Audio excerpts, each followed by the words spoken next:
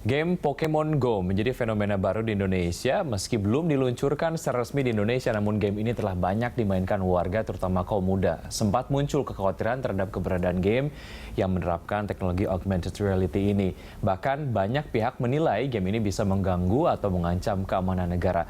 Bagaimana menjelaskan fenomena Pokemon Go ini? Benarkah game ini bisa membahayakan negara?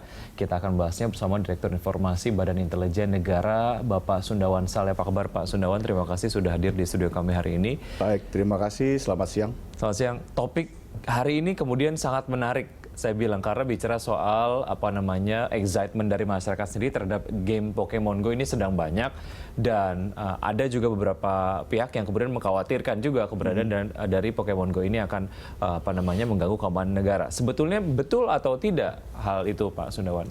Terima kasih. Pertama, ini judul bagus sekali ya. Ya.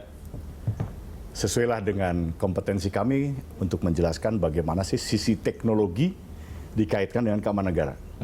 Pokemon Go bagian dari teknologi yang bersifat virtual game.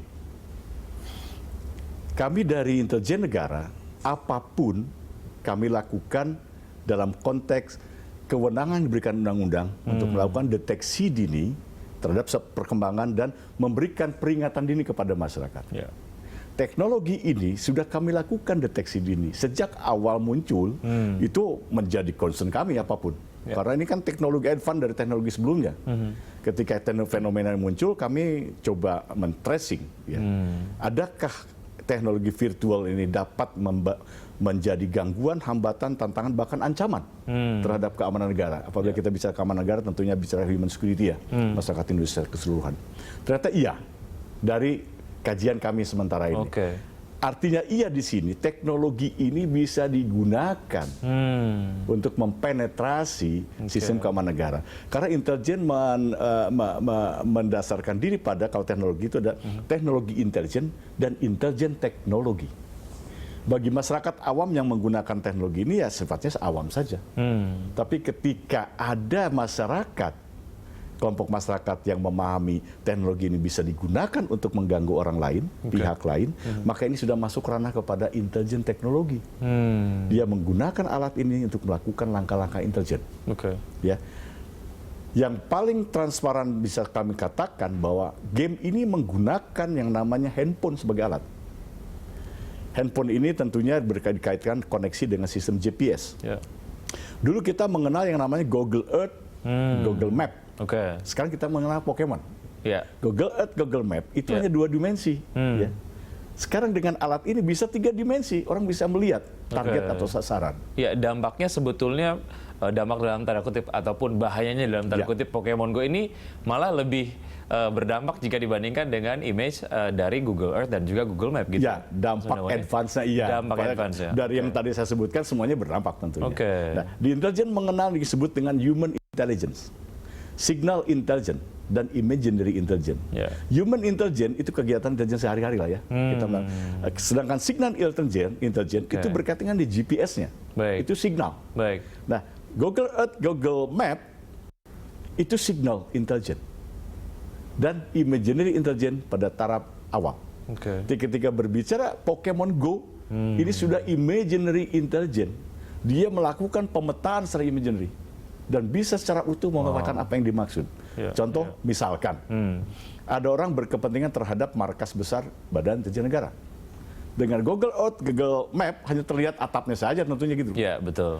Tapi ketika Pokemon itu diarahkan ke sekitar komplek BIN, ada gamer bermain game di sana tanpa sadar, dia akan memotret instalasi itu secara 3 dimensi dari depan, belakang, samping, dan sebagainya.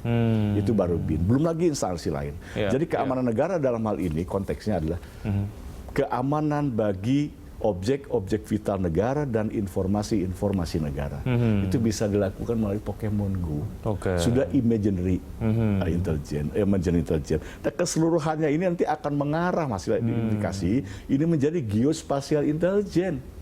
seluruhnya akan terpotret, termapping secara 3 dimensi, apapun. Ya, ini yang perlu diketahui oleh masyarakat karena beberapa tanggapan dari masyarakat yang kemudian sudah memainkan Pokemon Go dan sudah ketagihan lah ya, melihat sudut pandang bahwa ini adalah satu hal yang perlu bukan dicurigai ya, dicegah konsekuensinya. Mungkin melihat ini sebagai satu point of view yang paranoid gitu. Namun kalau dilihat dari hal-hal yang disebabkan, ini bisa dampaknya luar biasa, berpotensi mengganggu, menghambat, bahkan mengancam tadi. Kalau ini kita biarkan. Oleh karena saya tadi di awal, itu adalah deteksi dini kami. Ya, sampai ke bawah ini bisa dijadikan sebagai geospatial intelligence. Nah, bagaimana tindakannya begitu? Ya, apa yang harus dilakukan? Gitu ya? Nah, oleh karena itu baru kami melangkah ke langkah kedua. Apa yang dipesankan oleh undang-undang kepada kami harus melakukan peringatan dini. Early warning. Nah, yang kami sampaikan hari ini nih, sekarang ini, bukan menakuti masyarakat. Saya early warning masyarakat. Masyarakat mana? Masyarakat secara individual maupun masyarakat dalam konteks keseluruhan membangun negara. Secara individual kami ingatkan bahwa gamer ini saya yakin tidak seluruhnya membaca yang disebut dengan term and condition dari permainan Pokemon Go ini. Sebaiknya baca dulu. Karena ketika membaca kita akan tahu ternyata momen Pokemon itu ada syaratnya gitu loh ya. Ada term and condition-nya itu. Poin-poin penting apa yang harus diketahui oleh masyarakat di terms and condition di game Pokemon Go, kita akan lanjutkan usai jeda. Kami akan segera kembali, tetap di Livestock.